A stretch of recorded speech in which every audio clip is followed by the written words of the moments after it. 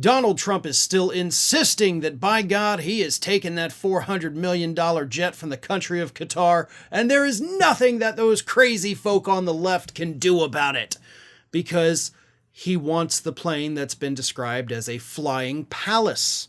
Because what better for a man that wants to be king than for a plane that wants to be a castle? But there are, of course, legal issues with that, because the President of the United States, the country itself really, can't accept a gift from a foreign leader that exceeds $480 in value. Obviously, $400 million is a lot more than $480. So if Donald Trump did want to accept the plane, he, under law, is required to pay the $400 million price tag to the General Services Administration of the federal government, and then he can keep it, right? Then there's no problems, but you gotta pay. However, he has made it clear he is absolutely not gonna pay, and he says it would be stupid to not accept the plane. Unfortunately for him, very few people agree with him. In fact, YouGov actually conducted a poll on Monday, pretty much the day after this story broke, and it found that 47% of Americans say that it is, quote, unacceptable for Donald Trump to accept the plane.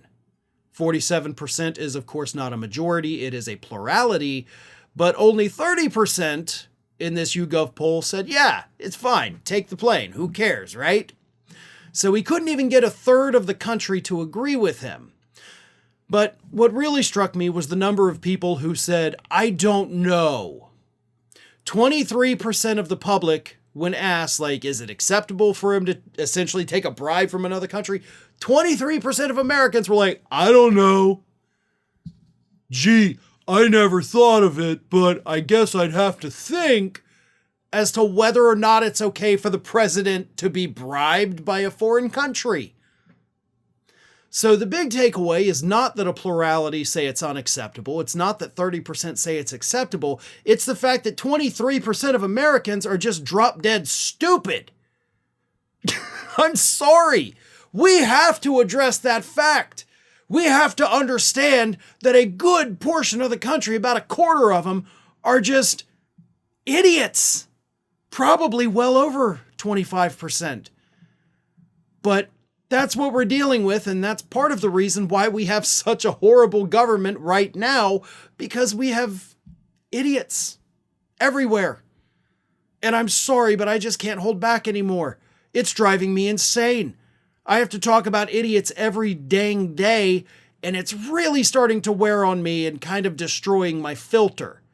So my apologies for that, but yeah. A giant percentage of the country is just stupid. But I will say this. Donald Trump is facing backlash not just from the left, not just from the middle, not just from moderate Republicans. He's facing it from his own MAGA crowd.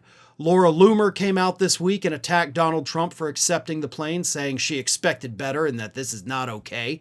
And then you actually had Ben Shapiro, who, believe it or not, actually made a very intelligent argument saying this.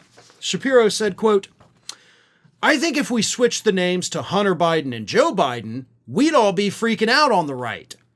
Let's say if Qatar was giving Joe a $400 million jet for his use at his presidential library after his presidency, or if Hunter launched a crypto firm with the son of Antony Blinken and then launched a series of crypto products in which mysterious strangers, including foreigners who were investing, all while that crypto firm was being regulated by Joe's administration, we'd all have been pretty upset on the right. I think pretty upset is an understatement. If Biden had done any of the things that Trump is clearly doing right now, y'all would be calling for him to be immediately impeached and thrown in prison for the rest of his life, if not executed outright. So pretty upset is a bit of an understatement, but I like that point.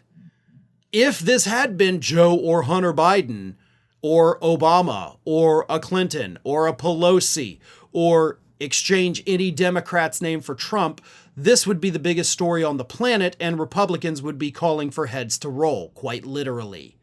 So kudos to Ben Shapiro for actually getting it right for once. But Trump's not backing down. He's going to keep the plane. Constitution and the law be damned. He wants his flying palace. because he desperately wants to be our king. Thanks for watching, everybody, and if you're not already, please subscribe to the channel. We got fresh content every day for you. And if you want to follow us across social media, make sure you check out all of the social links that we have posted in the description of this video.